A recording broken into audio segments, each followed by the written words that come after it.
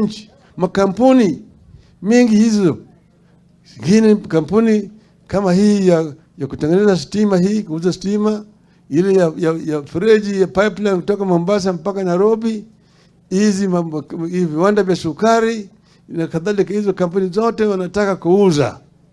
Wanauza bila mtu yeyote kwenda kukagua iliuziwa namna gani.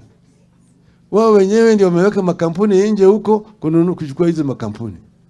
Na bunge hawezi kuuliza. Na bunge wenyewe ndio wameenda wakapitisha hiyo sheria. Hiyo sheria sasa bunge wamejiondoa. Sasa wanakula mshahara kwa sababu gani?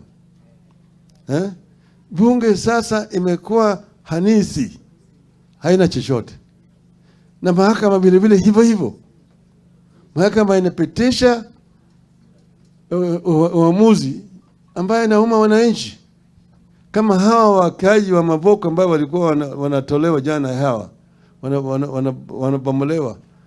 Hiyo uamuzi ilitolewa na mahakama kule Machakos, bila kuangalia hawa watu wataenda wapi.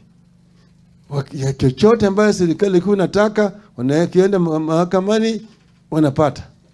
Hata wewe ukienda kupinga, wanamwambia wewe unaharibu wakati yako, uweze kupigana na serikali, tutakushinda kule mahakamani. Kwa hiyo sasa mahakama vile vile ije hiyo Makande imeenda.